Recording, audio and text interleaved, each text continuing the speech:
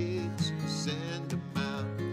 The farm has always pretty much decided who I thought I should be anyway, but my heart was in the music. I have this little voice inside me that says, sing or die, and I sing. There's money in this old town again.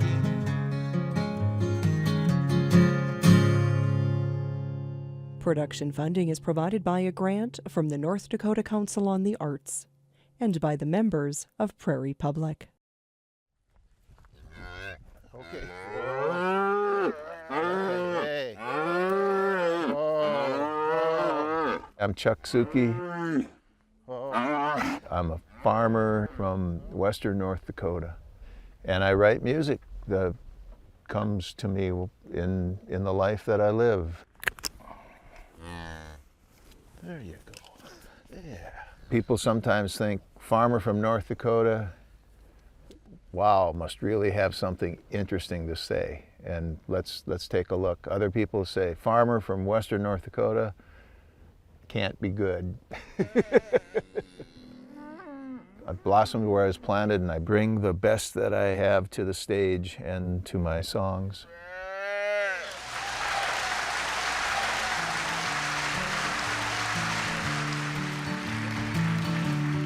Lay your forehead on my shoulder. Lace your right hand soft in mine. With a backbeat they got playing. Is that George Jones or Patsy Cline?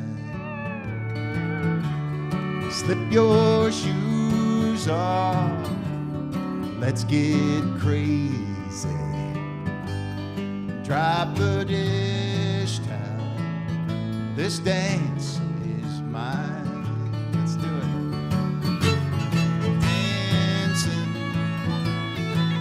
in the kitchen, turning round in time.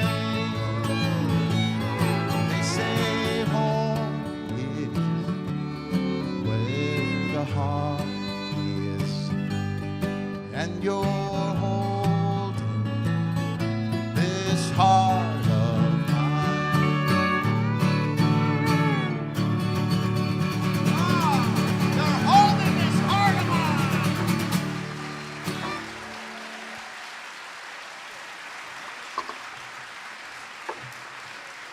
I've always been interested in music because it was always a part of our home life, not in a practice sort of way, but it was just part of the conversation. Goodyear presents The Roy Rogers Show. Listening to the radio was very important to me. The Roy Rogers, the singing cowboy, the idea of a cowboy, but that he sang, to me was very intriguing. And so I admittedly worked on imitating Roy Rogers in my really early fanciful days. Singing down the road.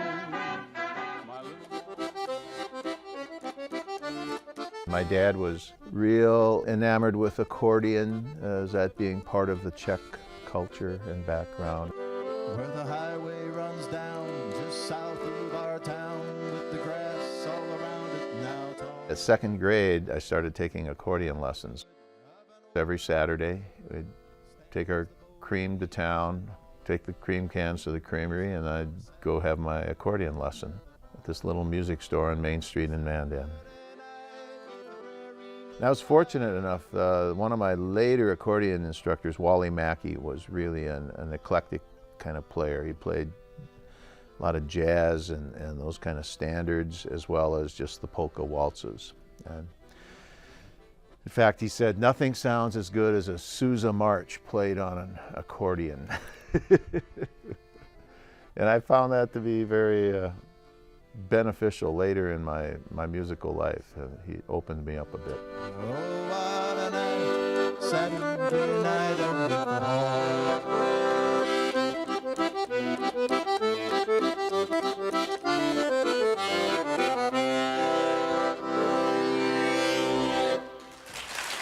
Thank you. My pleasure.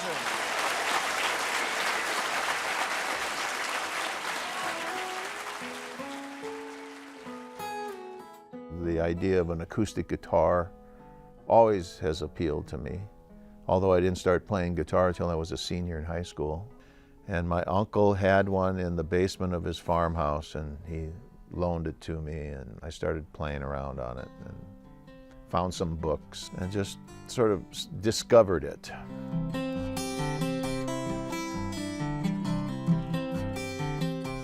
I did have a friend in high school who was also learning, and so we would spend weekends in the basement of his house. We'd listen to Peter, Paul, and Mary, and then we'd try to figure out what chords they were using, and then we'd just sit down there and play those two chords over and over and over.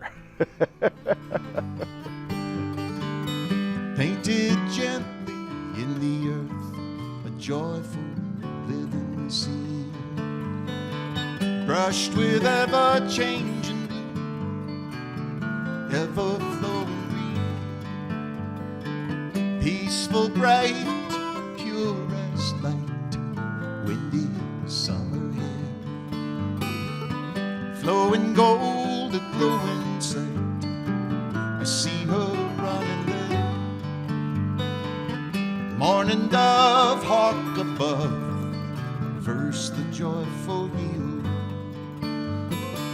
Heaven's here, feel no fear, down in Molly's field. Molly's field, Molly's field,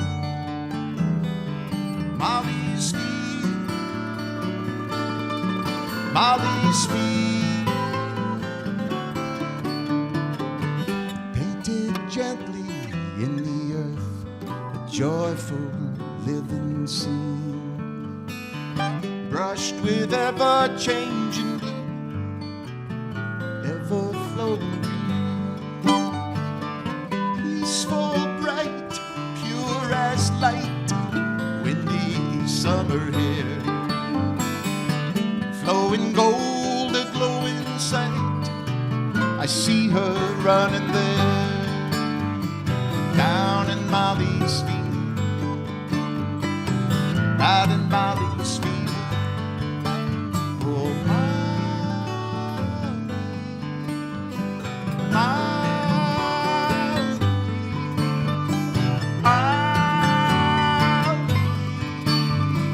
down in Molly's field.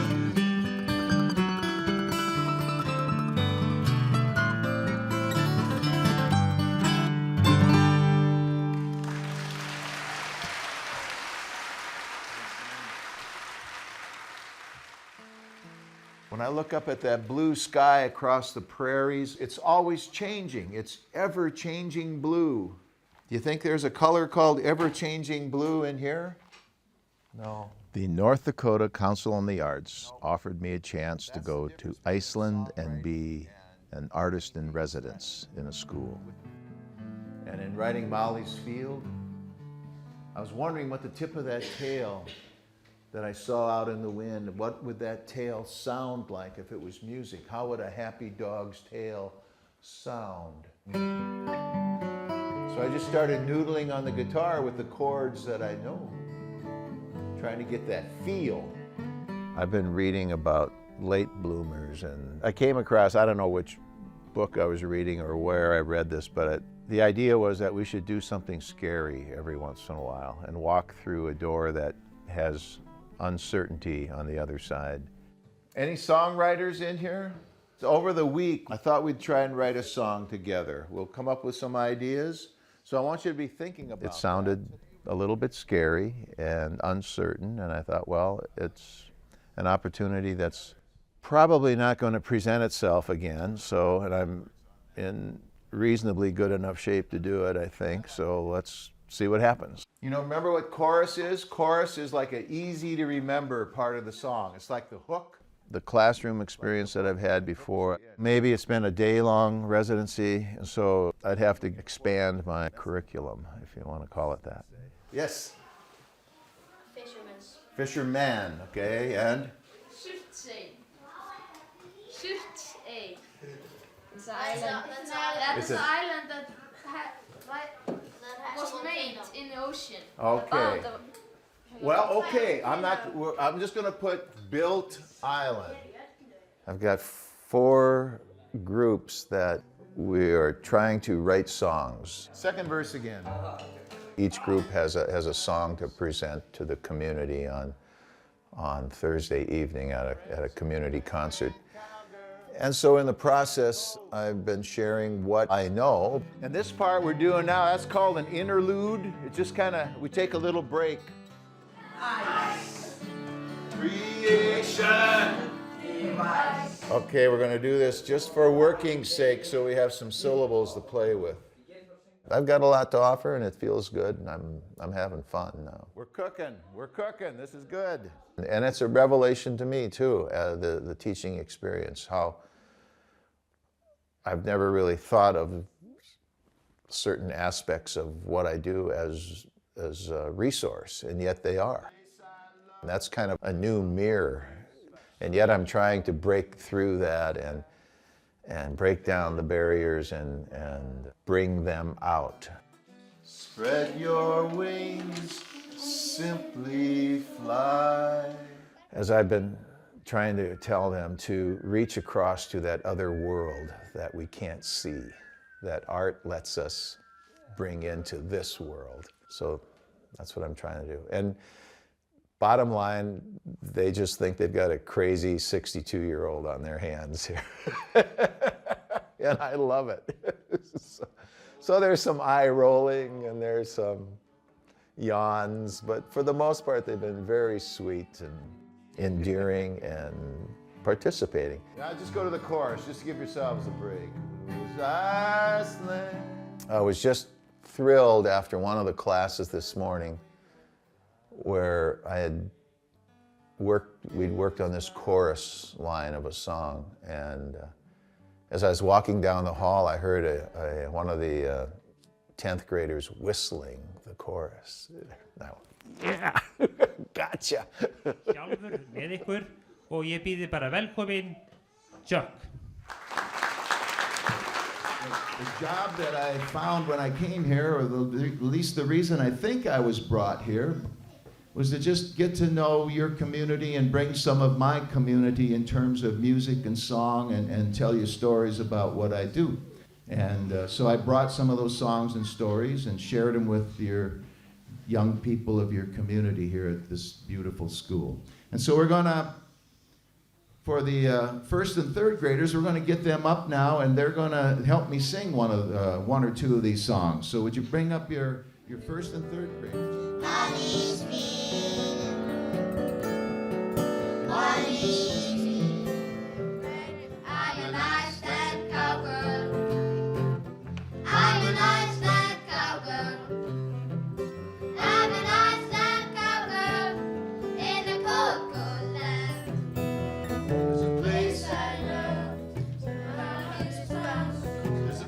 I love where my heart is found. A place I love where my heart is found. There's a place I love. Fire, ice, creation, ice, Iceland.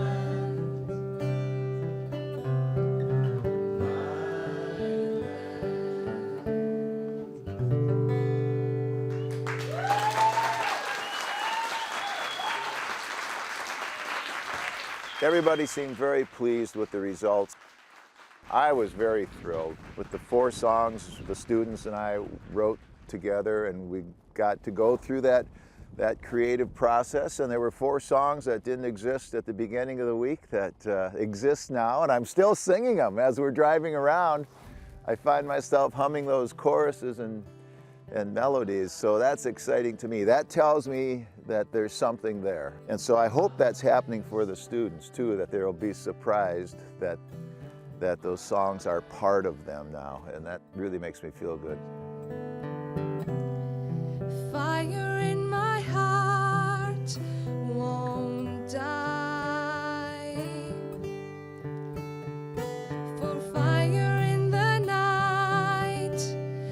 Icelandic sky.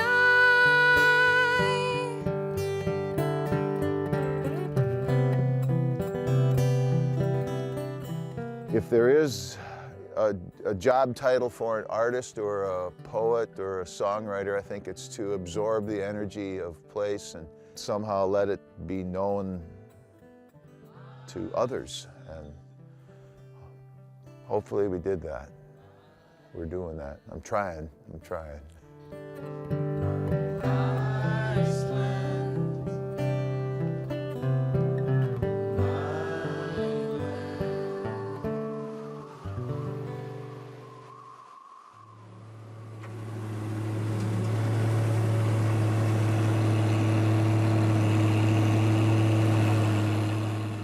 Well, I think the isolation factor of the farm that I still have access to is something that a lot of people don't have. And I think that's something that's afforded me a chance to hear my, if you want to call it, inner voice. I think we are so inundated with other bits of information that it's hard for us to really be comfortable with ourselves. And growing up on the farm, it really was kind of a monastic experience in a way, where working out on the tractor or cutting hay or just being alone out fixing fence. Those kinds of settings, I think, gave me a chance to just realize that I was all of a sudden humming a melody. Growing up out here, I thought for a long time this place was my prison, but then I've realized that it was my monastery in a way, and feel pretty fortunate about that. And that's why I think my music has gotten the audience it's gotten. I was out one August morning. Wind was blue, green was corn. I was to my work bent low, fences mending, more to go. When I first started writing, there was this idea of, I guess you'd call it the blossom where you're planted idea. And so my music was largely about the life that I was immersed in, and that being the farm. And so I tried to find the poetic and the musical aspects of that and proclaim the beauty. Beckoned me with whistling cry. But that ended up being kind of a double-edged sword. I sort of painted myself into a corner where that's all people think I do. That's all I know. On a hilltop just south of town, hardtop Mercury, windows down. And so my writing and music is expanded now to, as my heart always was expanded. I mean, we all are very complicated beings, and so there's a broad band to write about as far as who I am. So I'm letting some of those other spectrums of that band come out now. So there are songs about love and maybe opinions about the world, and they're not all pretty. So I've gotten a few comments sometimes about, oh, I wish you'd just sing those nice songs about the old barns, and yeah, that's all still there. But you can't just go on doing that forever, only. Above a lone buffalo, not cheap and not easy, shoulder to the bone.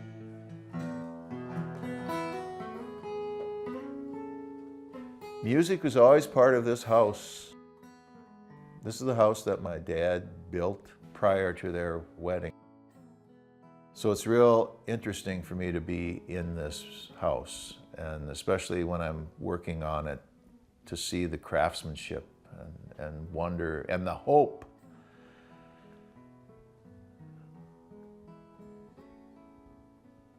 The hope that he had. You who've made past the moon, beyond the stars. My mom lived here from the time she was married to Dad till she was 95, and she died at 97. So she was here much of the time, and she was always concerned about what was going to happen to this house after she was gone. And quite frankly, I was too. But it is kind of uncanny the way it has evolved into a place that I can use for my practicing, which I never had before. I would practice kind of quietly in the laundry room in the house that we live in, Linda and I live in. So I'd kind of practice quietly, kind of sort of whispering. But I never had a place where I could really rock out. And that might be showing in some of my music now too, because I can come over here and just wail into the night and not bother anybody and try stuff out. I'm a parts man. Let your poor heart bleed. Oh, I'm the parts man. What you want or what you need. Music has never, ever gone away from me. Got kind of suppressed for a while just because the farm was taking more energy out of me than I could offer. The music was taking leftovers. But it never went away. That's the important thing, I think. As it has grown, I've become more aware of how powerful it is. It was a place to retreat to. It offered me a place to go when I felt abandoned or so alone. The music gave me comfort.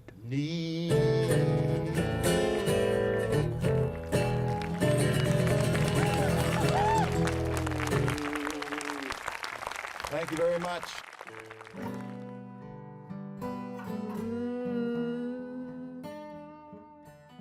Right now, I've got kind of some ideas. I've got some songs I keep working on over and over again and waiting for them to settle. And maybe I need a deadline. Deadlines are always good. Great when it rains. And then I'm also toying with the idea of redoing some of my early songs and singing them the way I wish I had sung them. And also there are things, just technically with the guitar, I couldn't do at that time, or didn't think about doing, playing the chord and then having the individual bent string in there.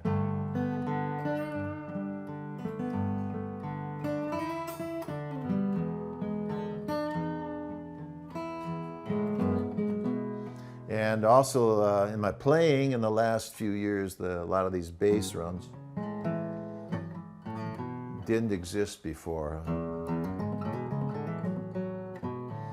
So now to redo it, to sing it now is way more fun for me because I feel more free with it. It's still the same song, the same idea, but I think it gets it a little better now. We'll raise the kids, send them out to see what all the world's about, so they'll learn. It's not so much what I do. I mean, I push the strings and sing what's inside, or try to, but I see what it does to other people. It comes back at me then. And that is really incredible. That's really exciting.